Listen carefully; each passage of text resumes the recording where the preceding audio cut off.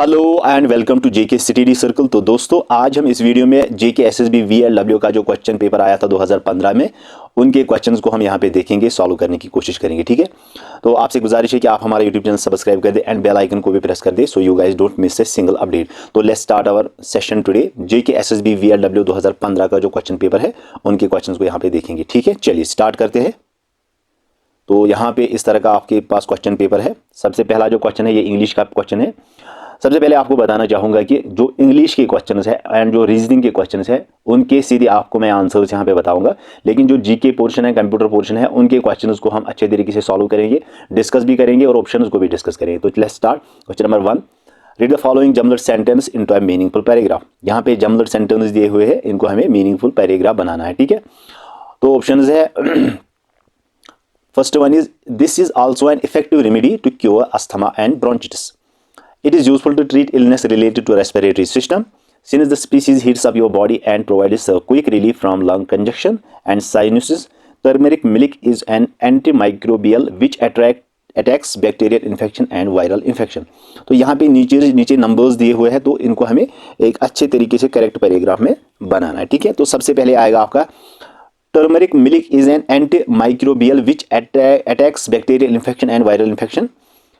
It is used to treat illness related to respiratory system since the species heats up your body and provides quick relief from lung congestion and sinuses. This is also an effective remedy to cure asthma and bronchitis. So option number B इसका right answer होगा। ठीक है, 4 2 3 1। चलिए ठीक है यहाँ तक okay. Question number 2, correct the following sentence. अब इसको हमें करेक्ट करना है। यहाँ पे सेंटेंस दिया हुआ, in each locality we found this day health centers are springing up. Option A, in each locality we find this day health centers is springing up. In each locality we find these days health centers are springing up. In each locality we find this day healthy centers are springing up. In each locality we find these days health centers is springing up.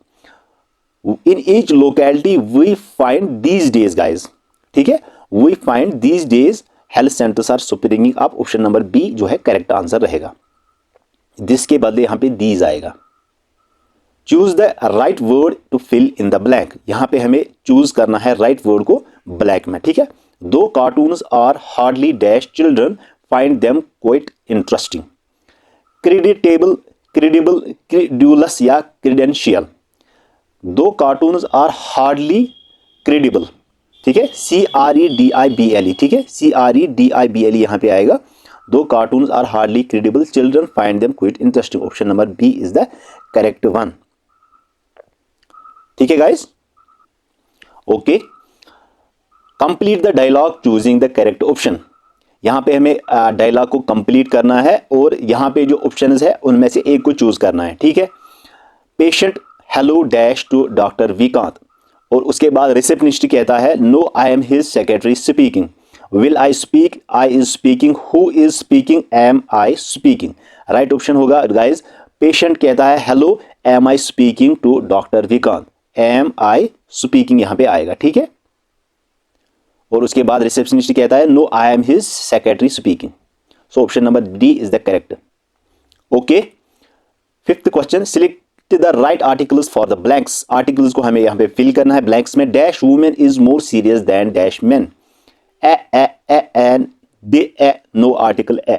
तो यहां पे जो आएगा guys, यहां पे कोई article नहीं आएगा, no article. Women is more serious than a man. ठीक है, यहां पे ए आएगा, ए आर्टिकल। तो ऑप्शन नंबर डी इसका करेक्ट होगा। Select the right clause for the blank. अब यहां पे राइट क्लॉज को ब्लैंक में फिल करना है। तो यहां पे I will watch the film dash और finish early, if finishing early, if I finish early, if I finished early. Right option is option number C, I will watch the film if I finished early. ठीक है, if I finished early. ठीक है, if I finished early. ठीक है, option number C correct. Select the right modal for the blank. अब यहां पे modals पे क्वेश्चन आया है। There are plenty of tomatoes in the fridge, you dash buy any, could not, can not, need not या will not. There are plenty of tomatoes in the fridge, you could not. ठीक है guys, you sorry could not नहीं आएगा, you need not buy it. ठीक है, option number C need not. ठीक है, need not. You need not buy any. Read the passage given below and answer the questions that follows. ठीक है, यहाँ पे पैसेज को हमें रीड करना है और जो नीचे क्वेश्चंस दिए उनके आंसर्स हमें बताने हैं. तो पैराग्राफ है, as a newspaper reporter I can do my assignment alone instead of being accompanied by 3 assistants. Now I have no camera crew with me whose movements I delayed and who delayed my movements. Besides, the luggage with me consists only of a suitcase and a typewriter. With me need consists of a suitcase and a typewriter instead of more than a dozen black key boxes. Getting a story into a newspaper is so much less arduous than getting a dash of television onto the air. A typewriter and a telephone replace the whole rigmarole of an airplane and satellite film labs and the viewing theaters and editing machines and editors, with the result that the reporter has much more time to work before the material leaves his hand. तो यहाँ पे question है पहला, fill in the blank. ठीक है, fill in the blank with the homophones of peace. तो यहाँ पे ब्लैंक को हमें फिल करना है, होमोफोन्स क्या होगा, पीस का. तो उसका जो राइट आंसर होगा ऑप्शन नंबर PIECE. ठीक है, PIECE, that is a homophone of peace, PEACE. Okay, question number 9, select the correct narration for the sentence. He said to him please wait till I return. Options है, he requested him to wait there till he returned. He requested him to wait here till he returns. He requested him to wait till he returned. या option number D, he requested to wait there till returning. ठीक है, तो right होगा इसका option number ए. ठीक है, he requested him to wait there till he returned. ठीक है, ऑप्शन नंबर ए जो है इसका करेक्ट आंसर होगा, करेक्ट नरेशन होगा इस सेंटेंस का. Okay, punctuate the following sentence. ठीक है, पंक्चुएट द फॉलोइंग सेंटेंस. अब सेंटेंस क्या है यहाँ पे, Milton the great English poet was blind. Option है, Milton the great English poet was blind. Milton the great English poet was blind. Milton comma the great English poet comma was blind. Milton the great comma English comma poet was blind. Right option is option number C, Milton comma the great English poet was blind. Option number C. Okay, select the right clause for the blank. If you were to marry dash, whom would you choose? Why would you choose? Who would you choose? Why would you choose? If you were to marry, comma, whom would you choose?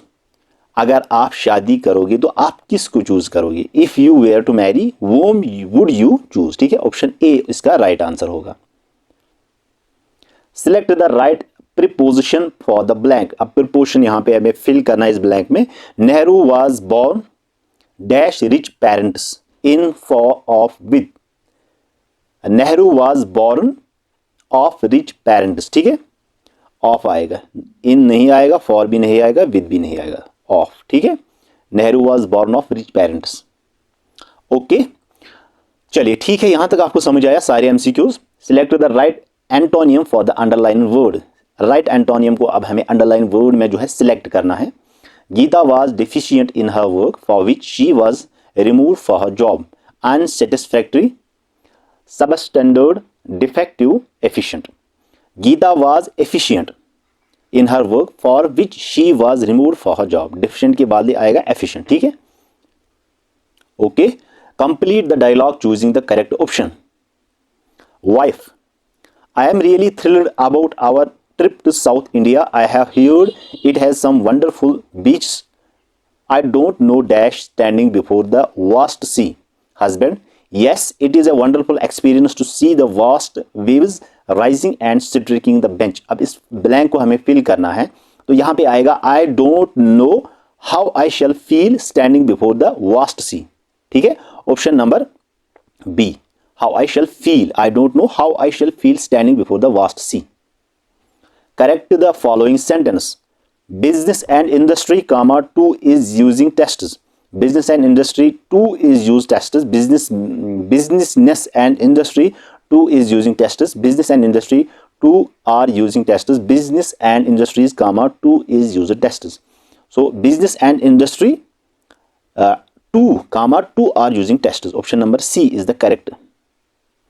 Select the right model for the blank. Model को फिल करना है।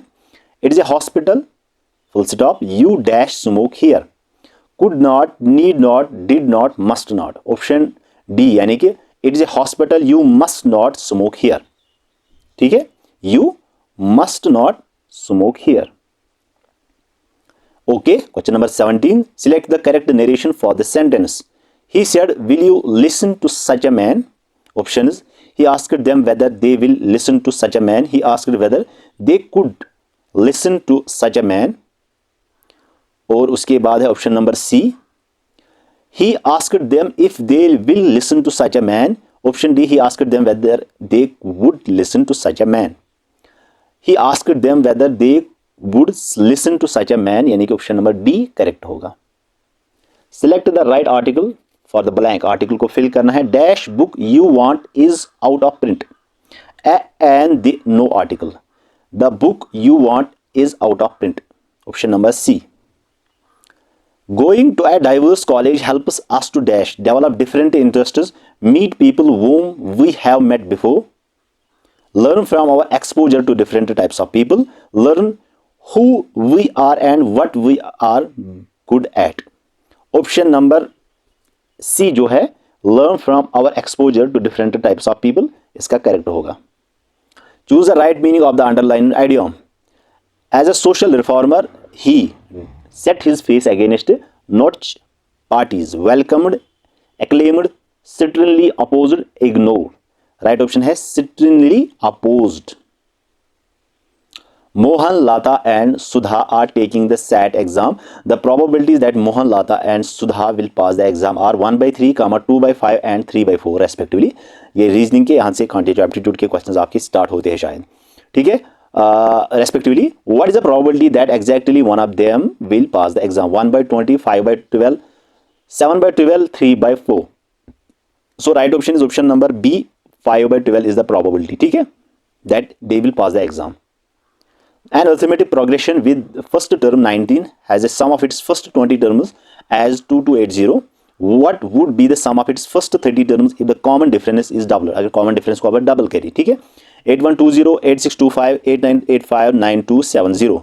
So right option is option number D, A 9270. ठीक है, 9270 is the common difference between these two. A spherical shell with inner radius 20 units and outer radius 30 units in molten and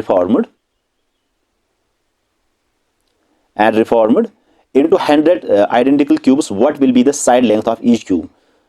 2.53 units, 2.64 units, 2.76 units या 2.92 units. So 2.76 units is the correct. Option number C. Okay, ठीक है यहाँ तक। चलिए आगे चलते हैं। In a sequence of natural numbers, every term is 6 more than twice the previous term. Which one of the following is true about this sequence? Except first term, each term of this sequence will always be odd. Expect first term, each term of this sequence will always be odd. Each term of this sequence will always be odd, या each term of this sequence will always be even. Right option option number B, except first term, each term of his sequence will always be odd. ठीक है, option number B is the correct one, ये वाला होगा correct. Mathematics probability में ये question आया है। The probability of occurrence of heads on A based coin is twice. If the probability of occurrence of tails, what is the probability of occurrence of the tails when this coin is tossed? 0, 1/3, 2/3 या 3/4। तो probability होगी आपकी guys 1/3। ठीक है, option number B. A cycle has a remarked price of rupees 15,000. It is sold at a discount of P%. Even after this discount, a profit of P% is earned. Find the value of P if cost price of cycle is rupees 10,000. Option is 10%, 20%, 30% या option number D. ठीक है, option number D क्या है guys? Option number D is 33%। So right option is option number B. ठीक है, यानी कि 20% इसका प्राइस होगा। Twice the number of marbles and thrice the number of coins with Raghav are 70. If Raghav has at least one marble and at least one coin, then which of these could be the number of coins that Raghav has? 11, 12 और 15। Right option is option number B. ये दोनों है, 12 यहाँ पे है, so option number B इसका correct answer होगा। C भी होगा क्योंकि सेम ही यहाँ पे ऑप्शन इन्होंने डाले हैं। In which of these cases can a cube and a cuboid be joined together to form a cuboid? Options है यहाँ पे 4। राइट ऑप्शन होगा इसका, सीधे मैं आपको राइट ऑप्शन ही बताऊंगा यहाँ पे। A cube of sided length 5 centimetre and cuboid of dimension 4 centimetre into 5 centimetre into 5 centimetre, इसका करेक्ट होगा option number C. A sequence is taken such that its first is in this sequence each term is 7 more than the previous term, what would be the smallest term of the series that will be a perfect cube of a number greater than 3? ठीक है, first term 1 होगी and the number perfect cube of A number greater than 3, second, fifth, eighth, 10th. Right option is option number D. ठीक है, 10th is the right answer. Two right circular cones and a right circular cylinder are taken, all of which have the same radius and the same height. The bases of cones are joined to two bases of cylinder. What would be the ratio of total volume of structure formed to volume of right circular cylinder? Options है 2/3, 3/2, 3/5, 5/3. Right option is 5/3. ठीक है, option number D वाला जो है correct होगा. Jeevan has scored 12 marks more in economics as compared to marks scored in sociology. If the sum of marks scored by Jeevan in these two subjects is 176, then how many marks has Jeevan scored in sociology? 82, 89, 94, 96. 82. ठीक है. A Beazed dice has numbers from 1 to 6 written on its faces. The probability of occurrence of 1 while this dice is thrown is a non-positive number. The probability of occurrence of numbers from 2 to 6 is same for these 5 numbers. This dice is thrown once. What is the probability then an odd number appears on the dice? 1/5, 2/5, 3/5, 2/3. Right option is option number B. 2/5 is the probability that an odd number appears on the dice. Okay ठीक है यहाँ तक guys. चलिए आगे चलते हैं. Some metallic hemispheres of radius R taken then are melted together and reformed make a sphere of radius 3 R. How many hemispheres were there originally? Option A is 9, option B is 27, option C is 54, option D is 81. तो 54 option C इसका correct होगा. A cuboid is taken and divided into two equal parts such that each part is a cube. Which of these will be definitely true? The cuboid is a cube itself. The ratio of a pair of sides of cuboid is 1:2. No two edges of cuboid are of equal length. A cuboid can never be divided into two identical cubes. The ratio of a pair of sides cuboid is 1:2%. यानी कि option B इसका correct होगा. A solid cylinder made of aluminium is molten to form N identical right circular cones such that radius of cone and cylinder are the same and the height of cone is half of height of a cylinder. What is the value of N? The value of N is 6. यानी कि option number B correct होगा. A frustum has a top radius of 20 cm and bottom diameter of 60 cm. The height of this frustum is 40 cm. Now, a right circular cone is to be filled over the frustum so that the structure formed is a right circular cone. What should be the height of the cone that is to be filled? 60 cm, 80 cm, 40 cm, 100 cm. So the height of the cone is to be filled is 80 cm. Option number B is the correct one. The population of a city grows by 20% after every 2 years. In a decade, the population grew by 297,664. What is the population of the city now? तो अब क्या होगी population city की? Option है 175,000, 200,000, 21, 4 times 0, 256, 3 times 0. Right option is 2, 5 times 0. ठीक है, 2 लाख. ठीक है, 2 लाख के आसपास पॉपुलेशन होगी सिटी की. ओके ठीक है, यहां तक गाइज. आगे चलते हैं फिर हम. यहां तक आपको समझ आया? Okay. A solid right circular cylinder of radius 10 units and height 20 units is taken and melted. In which of these figures should it be removed so that the figure has maximum total surface area? Cube, sphere, hemisphere, cylinder of diameter 20 units. So option number A यानी कि cube इसका right answer होगा.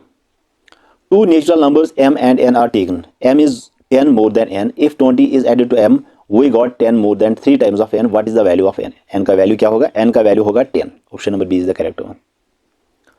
Satvir has a sum of 10,000 rupees with him. He invested a part of it at a rate of interest of 10% per annum and other at 8% per annum. Both compounded annually. The interest he received after 2 years was 1,926 rupees. In which parts did he divide the sum? 4,000 and 6,000, 3,500 and 6,500, 3,000 and 7,000 या 2,500 and 7,500. Option है इसका right is option number C 4,000 and 6,000. Option number A is the correct. तो दोस्तों यहाँ से आपके GK के question start होते हैं. Who was the author of the book poverty and un British rule in India? तो किसने बुक जो है, कौन सा ऑथर है जिसने poverty and un British rule in India लिखी थी? ऑप्शन है फिरोजीशान मेहता, दादाबाई नारोजी, रमेश चंद्र दत्त, बदरुद्दीन तैयब जी. तो इसका जो ऑथर है गाइस, ये आपको सबको पता ही होगा, दादा भाई नौरोजी ने जो है ये बुक लिखी है जिसका नाम है poverty and un British rule in India. So option number B जो है इसका करेक्ट होगा। ओके ठीक है, तो question number 42, who lead the Khilafat movement? Khilafat movement को किसने लीड किया था? ऑप्शन है सर मोहम्मद इकबाल, अब्दुल कलाम आज़ाद, मोहम्मद अली जिन्ना, या option number D Mohammad Ali and Shaukat Ali. Mohammad Ali and Shaukat Ali ये दोनों ने लीड किया था खिलाफत मूवमेंट को। अब खिलाफत मूवमेंट कब हुई थी ये आपको डेट याद रखना है, 1922 यानी कि 1919 से 1922 तक ये खिलाफत चली। एंड इसको फिर कोइंसाइड किया गया गांधी जी के थ्रू, किसमें? नॉन कोऑपरेशन मूवमेंट में। ठीक है, ये भी आपको याद रखना है। ठीक है, नॉन कोऑपरेशन में इसको फिर कोइंसाइड किया गया किसके थ्रू? बाय गांधी जी। ठीक है, ये भी आपको याद रखना है। सबसे पहले आपको क्या याद रखना है, खिलाफत मूवमेंट को मोहम्मद अली एंड शौकत अली ने लीड किया है।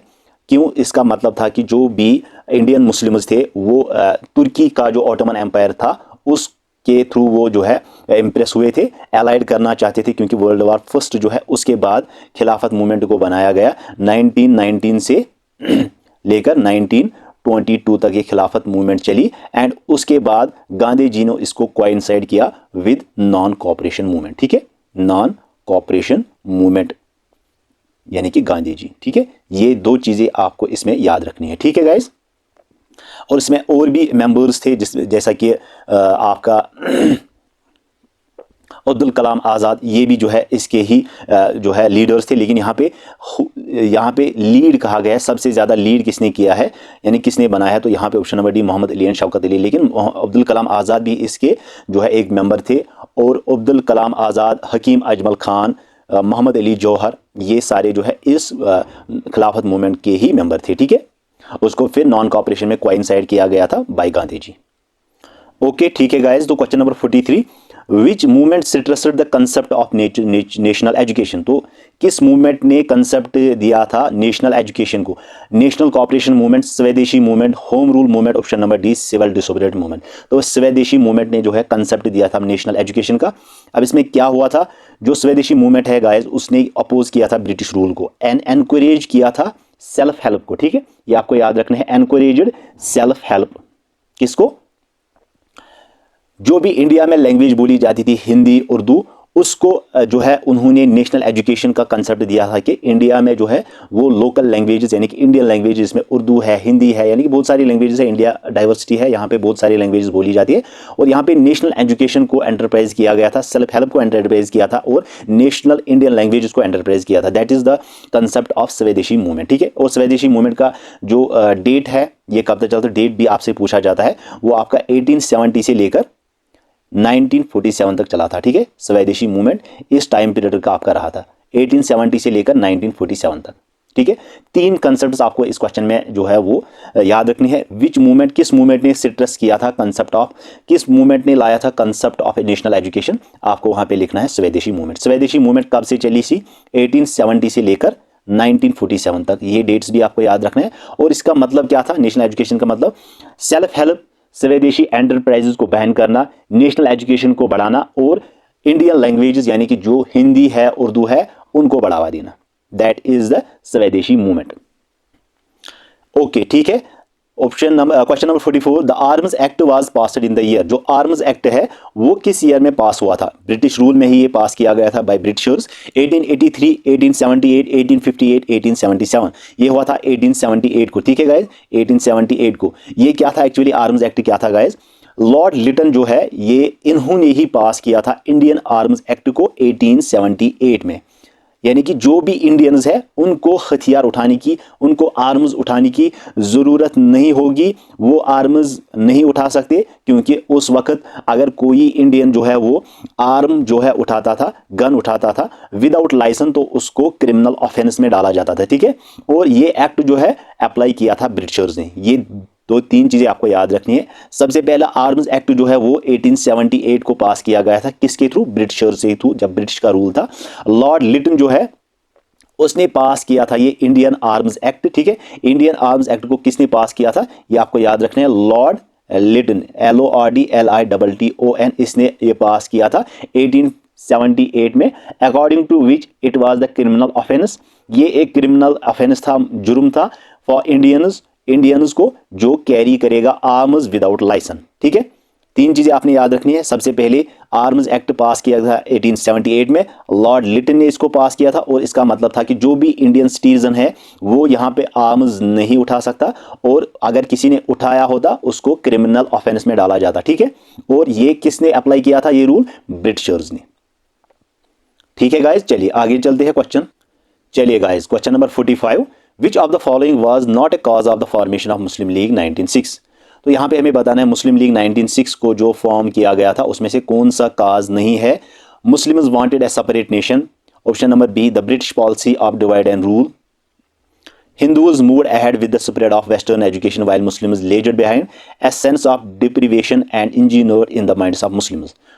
इसमें जो राइट जो है आंसर है वो है Muslims wanted a separate nation। ठीक है, this is not the cause of the formation of Muslim League in 1960। ये कॉज नहीं था मुस्लिम लीग बनाने का, बाकी जो भी था the British policy divide and rule उन्होंने किया था, और जो हिंदूज है वो मूव अहेड किए गए थे, spread of western education, while Muslims जो है वो उसके पीछे थे। Essence of deprivation was injured in the minds of Muslims. Muslims के माइंड में एक इंजीनियरिंग डिप्रेसिवेशन जो है वो डाली गई थी। तो that is not the main cause. Main cause था, यही तीन मेन काज थे। जो सेपरेट नेशन बना था वो मेन काज नहीं था जो है मुस्लिम लीग बनाने का। अब इस क्वेश्चन में आपको दो तीन चीज़ें याद रखनी है। सबसे पहला जो चीज़ है, सबसे पहला जो मेन पॉइंट है आपका, मुस्लिम लीग कब बनाई गई थी? 1906 में, जो कि क्वेश्चन में ही लिखा था। ठीक है,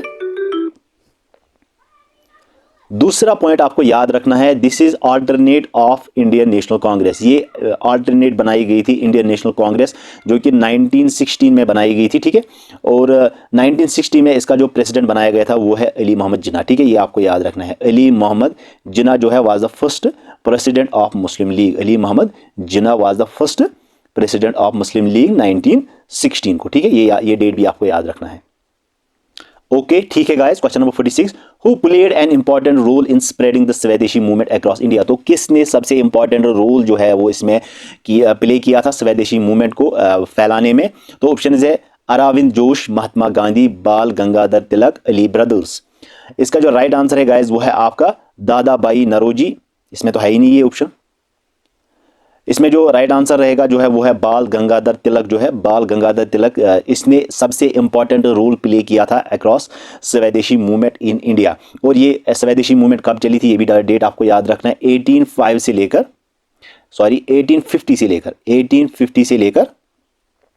1904 तक। ठीक है, इसमें जो की मेंबर्स थे गाइस ये भी आपको याद रखना है, दादा भाई Naoroji, Gopal Krishna Gokhale, Mahadev Govind Ranade, Bal Gangadhar Tilak, Ganesh Katish Joshi and Baswant K Nigoni. These are the main members of Swadeshi movement. ठीक है, ये आपको याद रखना है।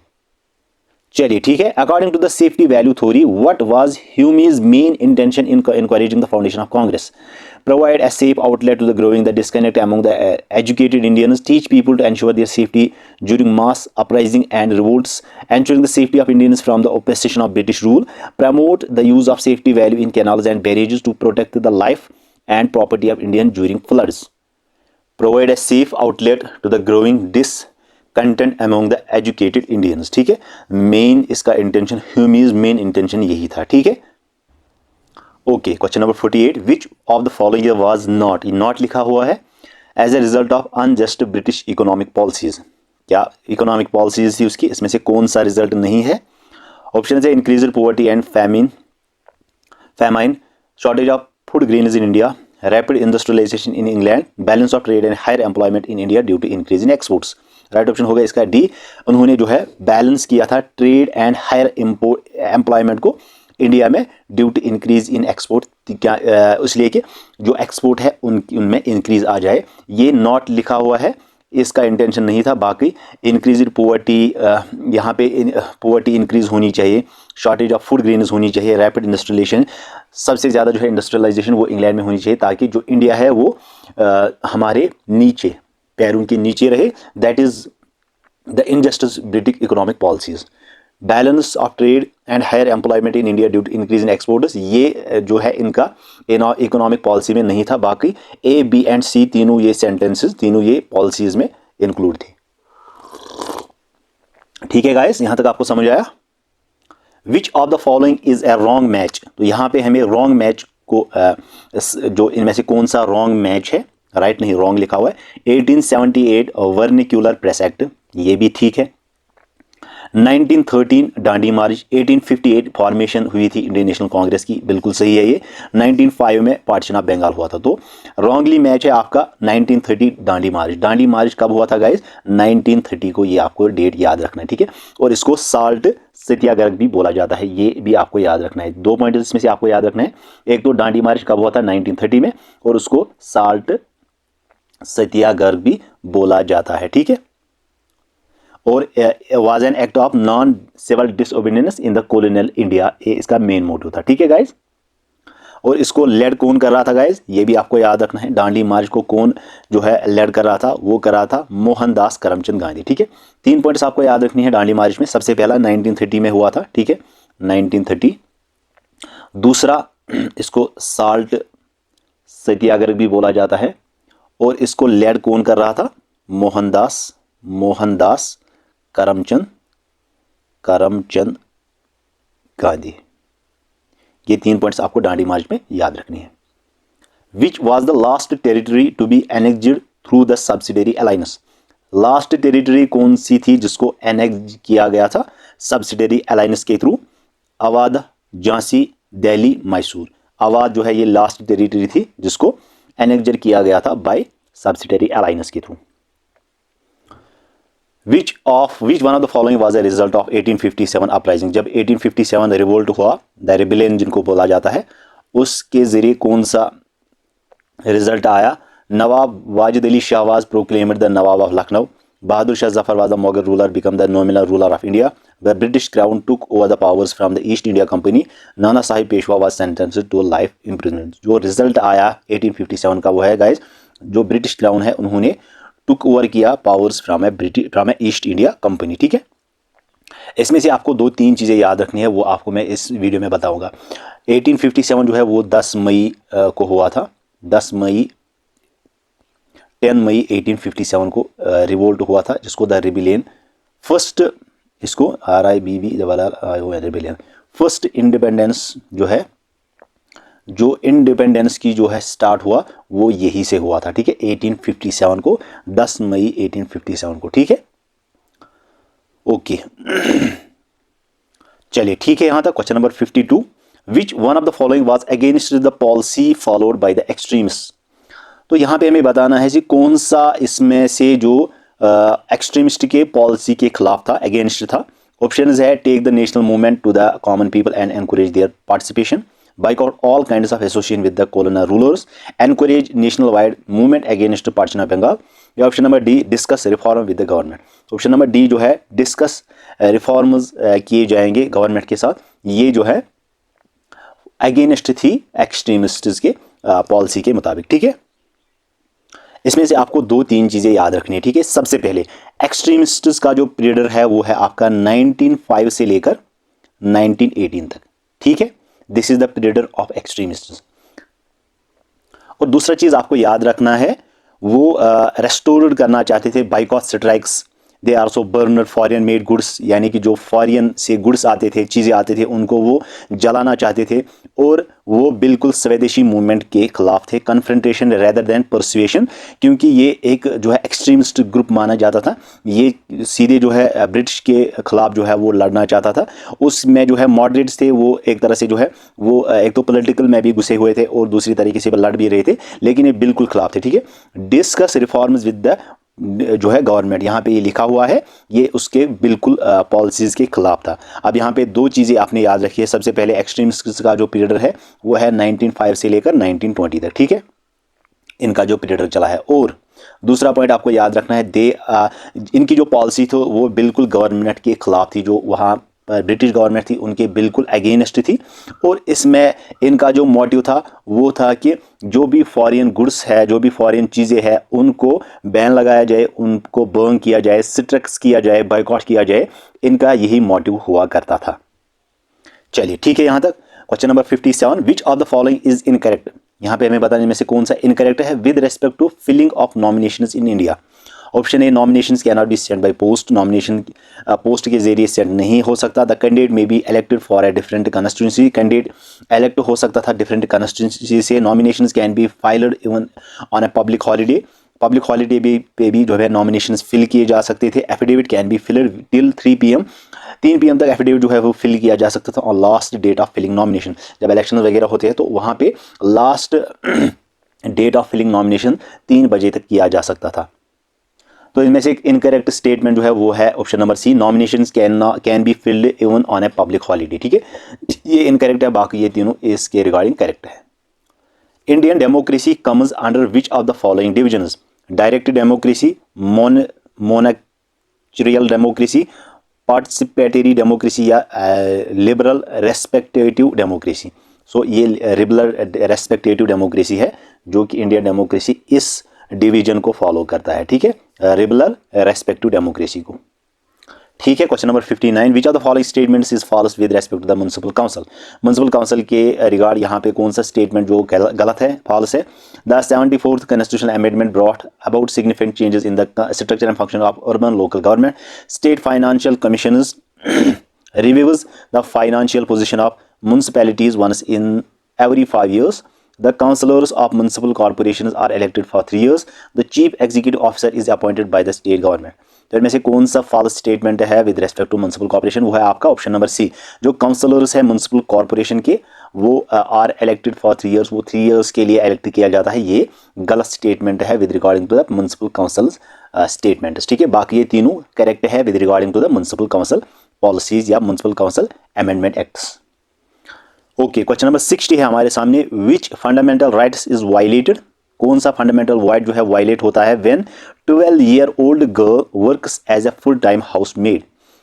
अगर 12 साल की कोई गर्ल है, कोई लड़की है, उसको जो है काम पे लगाया जाता है फुल टाइम हाउस मेड, यानी कि जो हाउसेज में काम करते हैं मेड, तो किस फंडामेंटल राइट को ये वायलेट करता है? Option A cultural and educational rights, option number B rights to freedom, option number C right against exploitation, या option number D right to equality. तो ऑप्शन नंबर सी जो है इसका करेक्ट आंसर होगा right against exploitation. Right to equality मतलब जब सारे Indian के जो डाइवर्सिटीज़ है, कॉम्स है, मुख्तलिफ कास्ट्स है, कलर्स है, वो उनको हक है, चाहे वो अमीर है, गरीब है, किस भी नस्ल से है, राइट टू इक्वालिटी। और राइट्स टू फ्रीडम मतलब हर किसी को, चाहे वो औरत है, मर्द है, उनको अपने तरीके से जीने का बहुत जो है वो फ्रीडम मिलता है। That is not the amendment, that is not the. चलिए ठीक है, question number 61, which one of the following directive principle of state policy reflects the Gandhian policy? तो इसमें से कौन सा directive principle of state policy है जो कि रिफ्लेक्ट करता है गांधीयन पॉलिसी से?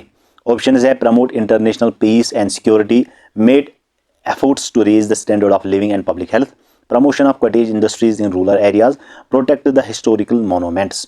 ऑप्शन नंबर सी जो है promotion of cottage industries in rural areas, इसमें से जो है ये स्टेटमेंट रिफ्लेक्ट करता है गांधीयन पॉलिसी। बाकी ये तीनों रिफ्लेक्ट नहीं करते हैं क्योंकि ये गांधीयन पॉलिसी के ही जो है वो स्टेटमेंट्स है, पॉलिसीज है। प्रमोट करना इंटरनेशनल पीस को और सिक्योरिटी को, that is also the directive principle state policy and Gandhian policy में भी है ये। Make efforts to raise the standard of living and public health के स्टैंडर्ड्स को रेज करना, पब्लिक हेल्थ को रेज करना, प्रोटेक्ट करना हिस्टोरिकल मोनूमेंट्स, जो भी हिस्टोरिकल चीज़ें बनी हुई है, मोनूमेंट्स है, उनको प्रोटेक्ट करना, that is the directive principle of state policy and ये गांधीयन पॉलिसी में भी है। सिर्फ ये वाला स्टेटमेंट जो है ऑप्शन नंबर सी ये रिफ्लेक्ट करता है गांधीयन पॉलिसी में, क्योंकि ये गांधी पॉलिसी में नहीं है। ठीक है, okay 62, what is true with reference to public opinion in Indian democracy? तो इसमें से हमें बताना है कौन सा ट्रू है अगर हम रेफरेंस ले पब्लिक ओपिनियन का इन इंडियन डेमोक्रेसी में। ऑप्शन है individuals will not interfere in politics, individual जो है वो पॉलिटिक्स में इंटरफियर नहीं कर सकता। ईच वोट काउंट्स, हर कोई वोट काउंट होता है। So poor people can earn some money selling their votes, या पीपल जो है इंडिया के वो अर्न कर सकते हैं some money selling their votes, अपने वोट को जो है बेचने के लिए वो कुछ अर्न कर सकते हैं। Press will uphold the interest of people of a particular region, या keeps the government alert towards the rights and liberties of the people. So true है आपका option number D, keeps the government alert towards the rights and liberties of the people. This is the true statement with reference to the public opinion in Indian democracy. बाकी ये तीनों नहीं है। ठीक है guys, बाकी ये तीनों नहीं है इंडियन डेमोक्रेसी के पब्लिक ओपिनियंस। चलिए question number 63, which one of the following is not in the list of languages recognized by the Indian constitution. कौन सा लिस्ट ऑफ लैंग्वेजेस है जो कि इंडियन कॉन्स्टिट्यूशन में रिकॉग्नाइज नहीं है, रिकॉर्ड्स नहीं है? इंग्लिश, बोडो, मिथिली, उर्दू। इंग्लिश जो है ये हमारी इंडियन कॉन्स्टिट्यूशन की लैंग्वेज नहीं है। बोडो, मिथिली, उर्दू ये तीनों इंडियन कॉन्स्टिट्यूशन में टोटल जो है 100 के आसपास लैंग्वेज जो है वो रिकॉर्ड है, रिकॉग्नाइज किए गए हैं। इंग्लिश जो है ये ब्रिटिश की, ये अंग्रेजों की जबान है, इसीलिए इसको इंडियन कॉन्स्टिट्यूशन में रिकॉग्नाइज नहीं मिला है। सो नॉट लिखा है, so option number A is the correct one. Which of the following is a disadvantage of universal adult franchise? Disadvantage of universal adult franchise option है, it allows women to vote, illiterate voters will be misled easily, it allows people from every social background to vote in an election, economic status of the voter is not considered during elections। तो option number B यानी कि illiterate voters will be misled easily, जो illiterate है, अनपढ़ है voters, उनको easily mislead किया जा सकता है। That is the disadvantage of universal adult franchise। who accords recognition to election symbols in India? कौन सा recognition करता है accords to election symbols in India? The candidate जो opts करता है सिंबल को, या इलेक्शन कमीशन ऑफ इंडिया करता है, पार्टी लीडर करता है, या पार्टी वर्कर करता है vote for the symbol? The election commission of India यानी कि जो इलेक्शन कमीशन है इंडिया का, वही रिकॉग्निशन करता है अकॉर्ड्स को to the election symbols in India.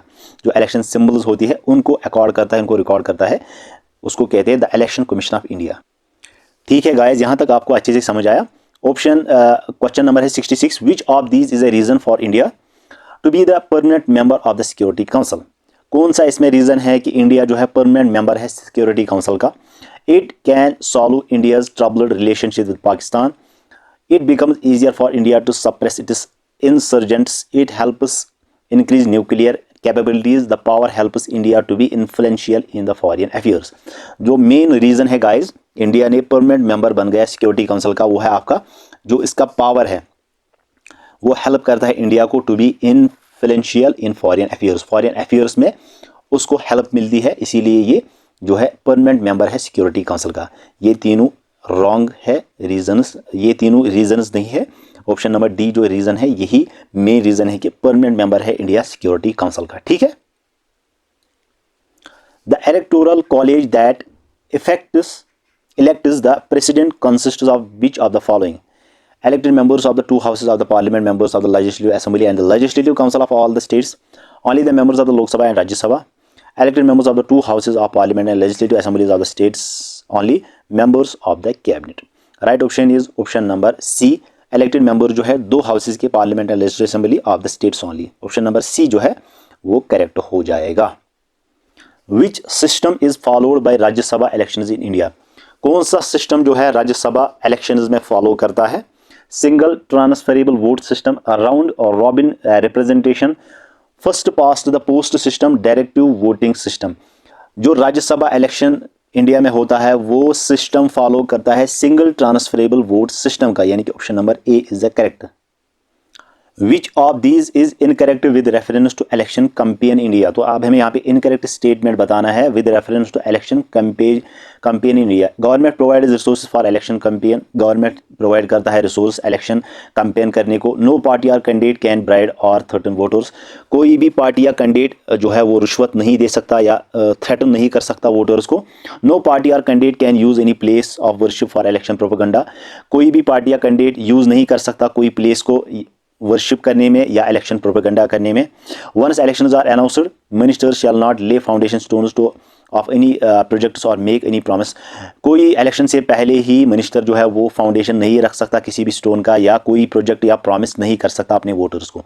तो इनकरेक्ट स्टेटमेंट होगा government provides resources for election campaign, यानी कि ये इनकरेक्ट स्टेटमेंट है with reference to the election campaign in India. ठीक है, बाकी ये तीनों करेक्ट स्टेटमेंट्स होंगे क्योंकि नॉट इनकरेक्ट लिखा हुआ है, तो यहाँ पे जो इनकरेक्ट स्टेटमेंट होगा कि गवर्नमेंट जो है वो प्रोवाइड करता है रिसोर्सेज इलेक्शन कैंपेन को, ये इनकरेक्ट स्टेटमेंट है। ठीक है, गवर्नमेंट नहीं देता है इलेक्शन को, एक कैंपेन नहीं कर सकता क्योंकि गवर्नमेंट जो है वो पार्टीज को टिकट देता है, कि आप लड़िए इलेक्शन, आप इलेक्शन कैंपेन करिए, लेकिन रिसोर्सेज प्रोवाइड नहीं करता। बाकी ये तीनों जो है ये इनकरेक्ट नहीं होंगे, ये करेक्ट होंगे। The fundamental duties of India was inspired by which are the following constitution. जो फंडामेंटल ड्यूटीज है इंडिया के, वो किस कॉन्स्टिट्यूशन से इंस्पायर हुए हैं? यहाँ पे ऑप्शन है यूएसएसआर, स्विट्जरलैंड, जापान या चाइना। तो यूएसएसआर से वो इंस्पायर है, वहां से हमने फंडामेंटल ड्यूटीज ली है, ठीक है, इंडियन कॉन्स्टिट्यूशन की। तो दोस्तों यहाँ से आपके जियोग्राफी के क्वेश्चन स्टार्ट होते हैं, बिल्कुल भी इनको स्किप नहीं करना है। विच of the following is a wrong pair. तो अब हमें यहाँ पे रॉन्ग पेयर जो है वो बताना है। मानस टाइगर रिजर्व जो है वो अरुणाचल में है, कॉर्बेट नेशनल पार्क जो है वो उत्तराखंड में है, सुंदरबनस नेशनल पार्क जो है वो वेस्ट बंगाल में है, या सिरस्का वाइल्ड लाइफ सेंचुरी जो है वो राजस्थान में है। तो रॉन्ग ये तीनों जो है A B C and D ये करेक्ट है। मानस टाइगर रिजर्व जो है वो अरुणाचल प्रदेश में नहीं है।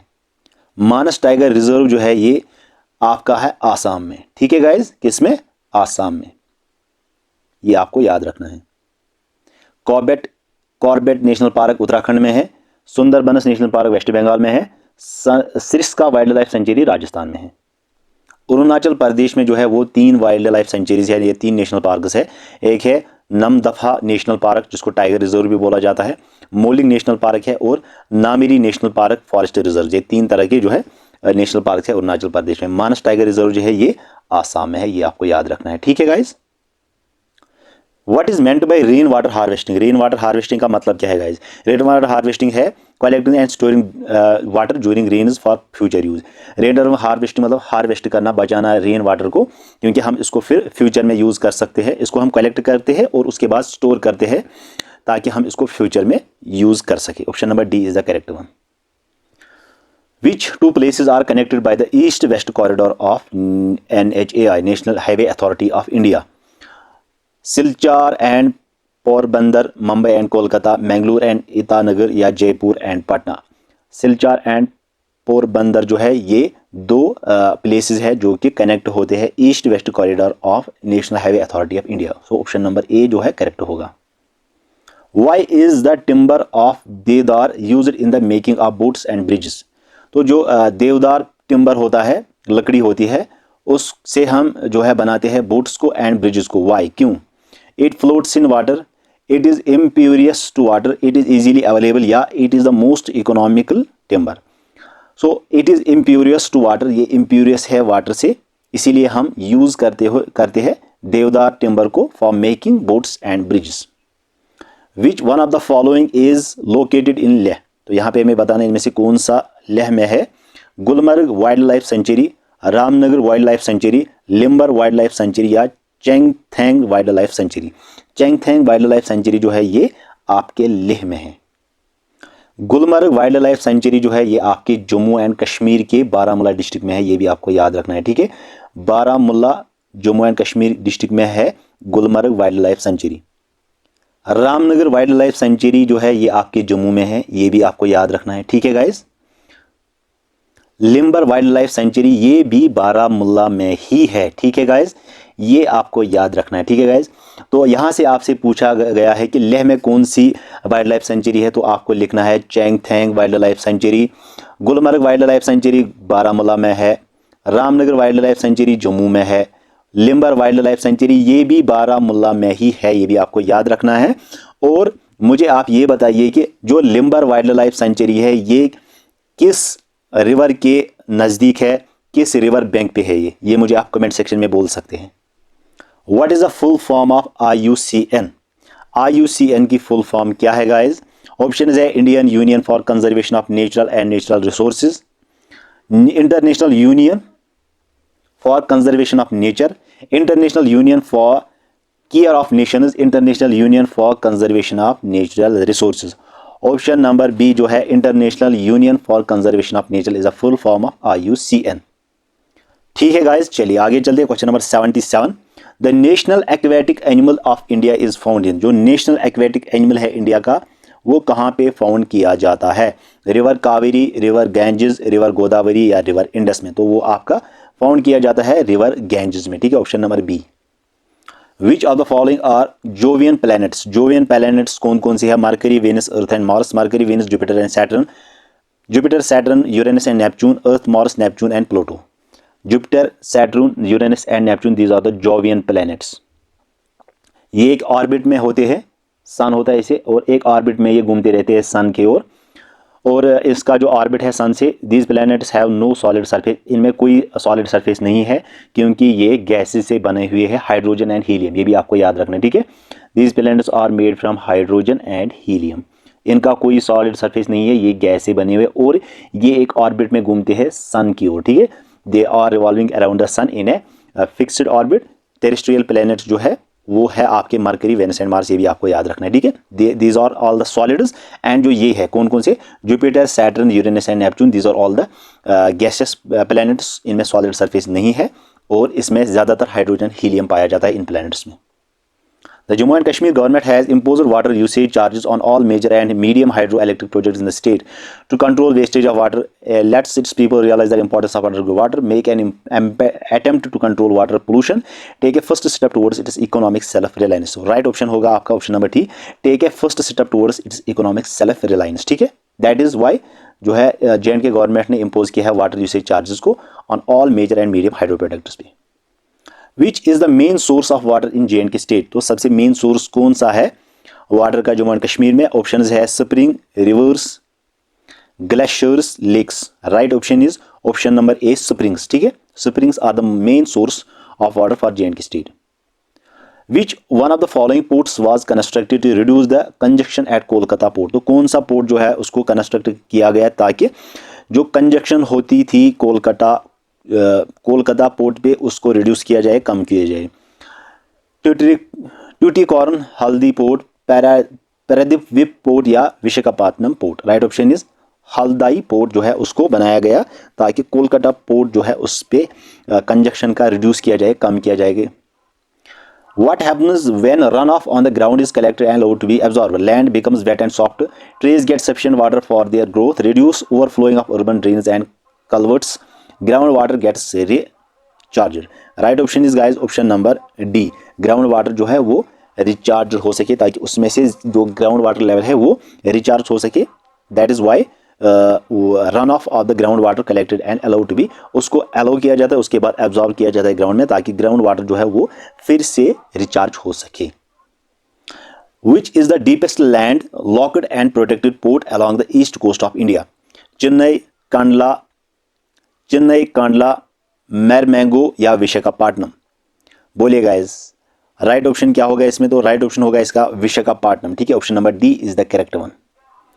The south pole experiences continuous light, जो साउथ पोल है उसमें कंटिन्यूअस लाइट जो है वो सबसे ज़्यादा होती है during the summer solstice, winter solstice, vernal equinox या autumn equinox. Right option option number B, winter solstice जो है वो साउथ पोल में एक्सपीरियंस होते हैं, सबसे ज़्यादा वहाँ पे कंटिन्यूअस लाइट पड़ती है क्योंकि वहाँ पे सूरज जो है वो वहाँ पे ग्रूब नहीं होता है, वहाँ पे विंटर में सबसे कंटिन्यूअस लाइट पड़ती है साउथ पोल की तरफ, ठीक है। क्योंकि उस वक्त जो है वो टिल्ट होता है सन किसकी ओर, सॉरी जो अर्थ होती है हमारी वो टिल्ट होती है अराउंड द सन, इसीलिए वहां पे कंटिन्यूअस लाइट जो है वो विंटर सॉल्स्टिस में होती है। Which state in India has made building rain water harvesting structures in every house compulsory? Karnataka, Gujarat, Tamil Nadu, Rajasthan. So option number C, Tamil Nadu is the correct option for question number 85। यहाँ से साइंस के question start होते हैं। The metal that reacts violently with cold water, जो metal है वो react करता है कोल्ड वाटर से, क्यों? Gold, silver, copper, sodium. Right option is sodium, because of the sodium that reacts violently with cold water. In plants water is transported through, plants में वो जो पानी होता है वो किसके थ्रू ट्रांसपोर्ट होता है? From roots to the parts of the different parts of the plants and leaves. Stomata, root hair, phloem, xylem. तो ऑप्शन नंबर डी